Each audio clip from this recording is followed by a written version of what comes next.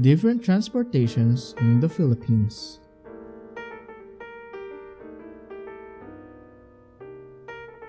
Number 1. Horse carriage or kalesa.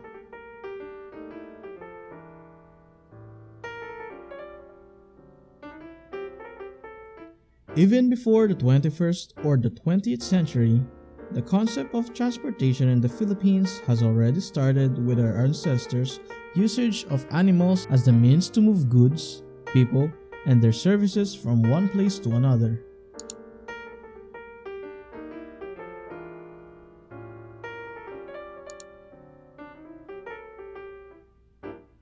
A perfect and well-known example of such is the kalesa.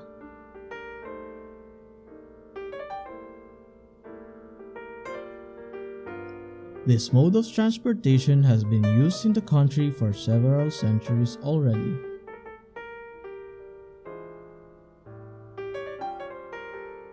Kalesas today are still built similarly as it was before, with a two-wheel carriage wrapped into the horse, usually enough to carry around 3 to 5 persons.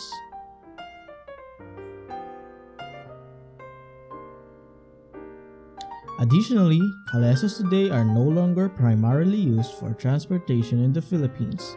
Nonetheless, kalesas are still serving some cultural heritage sites or historical streets in some parts of the country.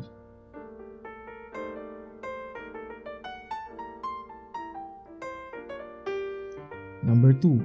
Carabao carriage or balsa.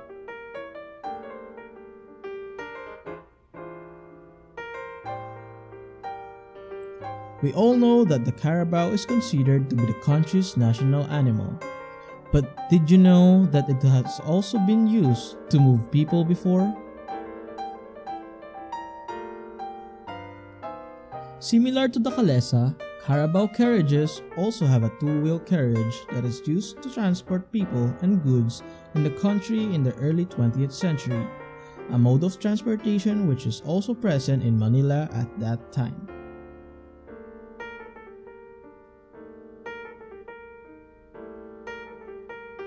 However, carabao carriages today are no longer present in the cities as they are only being used primarily in areas where paved roads are still in the works.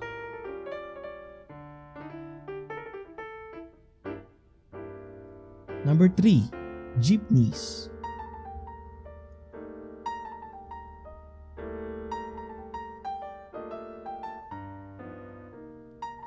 Following the end of the Second World War, when the Americans left their military vehicles in the country, entrepreneurial Filipinos initiated the idea to convert them into public utility vehicles for mass transit.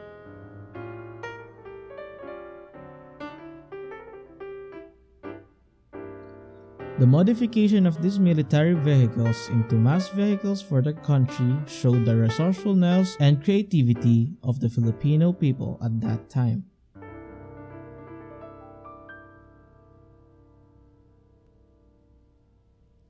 These jeepneys soon rose to dominance on the Philippine roads, with some still offering the same route as they did when they first started running.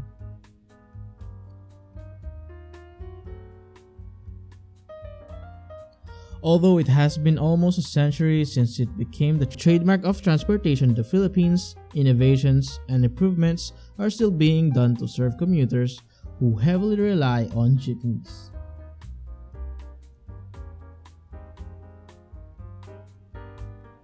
Since then, this mode of transportation has been the cheapest option for commuters in the country.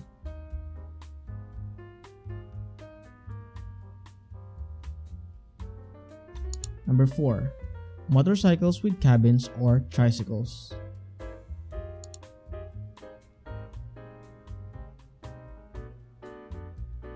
Motorcycles with cabins or tricycles are our modern-day kalesa.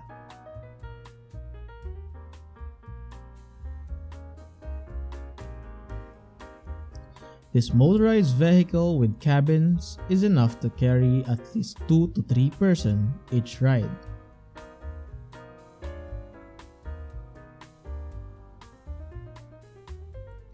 This mode of transportation is usually used by people whose point of destination is not the regular route of jeepneys.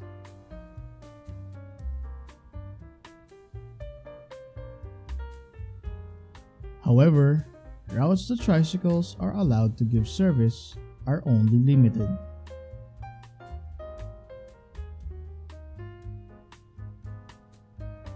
Number 5. Bicycles with cabins or pedicabs.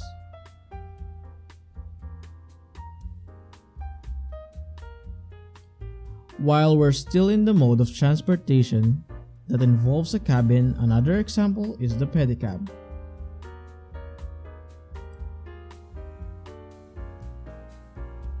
Although it is not run by a motor, pedicabs are still serving some streets in the country if one wishes to go to a near destination, usually those that are just within walking distance.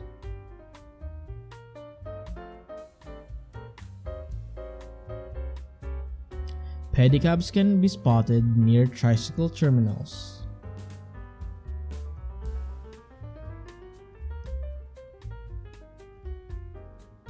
Number 6. Buses.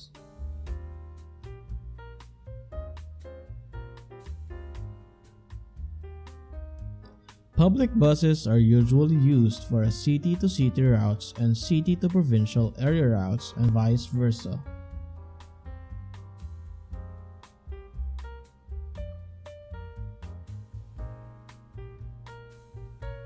Today, buses are well known to be present on the country's national highways, for example EDSA, where a lane is designated for bus use only, and most of the major bus operators and terminals can be found.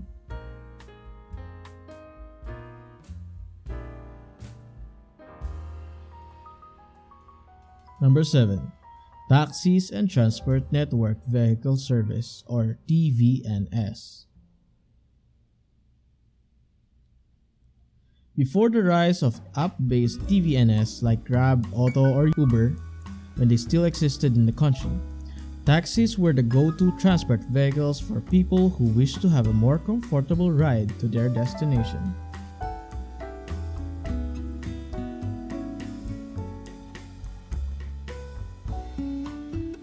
Taxis and TVNS operate within and outside the city, usually with an additional rate.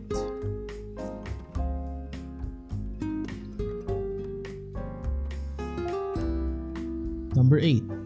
Manila Metro Rail Transit or MRT.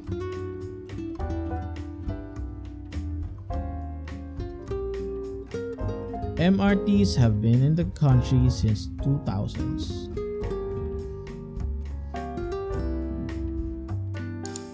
At present, the MRT line passes through 13 stations in the metro, namely North Avenue, Quezon Avenue, GMA Kamuning, Araneta Center Cubao, Santolan Annapolis, Ortigas, Shaw Boulevard, Boni, Guadalupe, Buendia, Ayala, Magallanes, and Taft Avenue.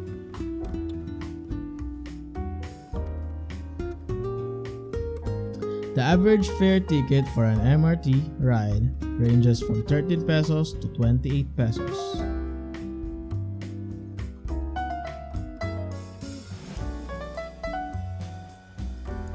Did you know? The new MRT Line 7 is currently in the works and is expected to be fully operational by the end of 2022.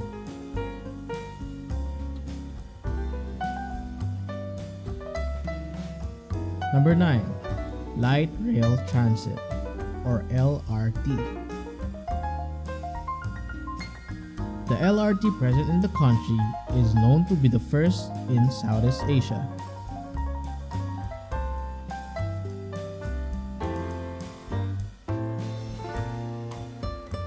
Currently, 2 LRT line systems are servicing around the metro.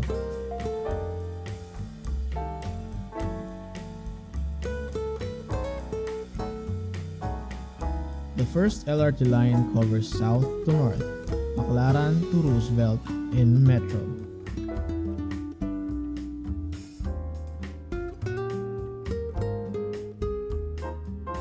The The second LRT line, on the other hand, services from west to east, Presto to Santolan.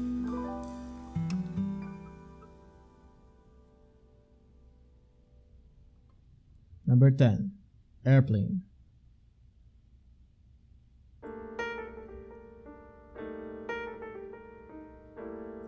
If you're thinking about the quickest way of going from major cities to popular tourist destinations all over the country, then definitely going via airplanes or taking a domestic flight would be your way to go.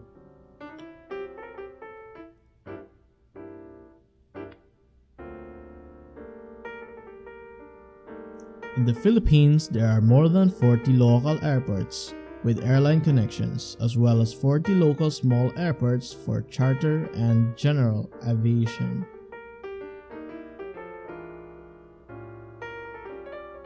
Number 11. Ferry boats or Roro.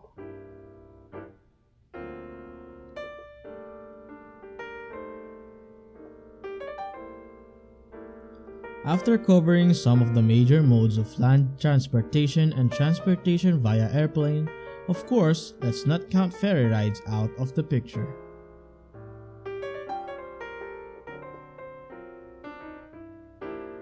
The Philippines is known to be an archipelagic country. It has a complex network of approximately 7,000 islands linked by a well-developed network of ferry lines.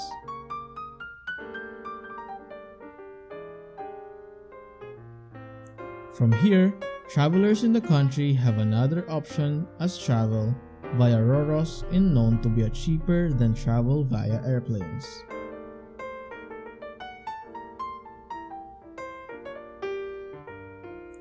Although of course, if you wish to go with this option, it is important to properly plan out your travel schedule as Roros would entail longer travel hours.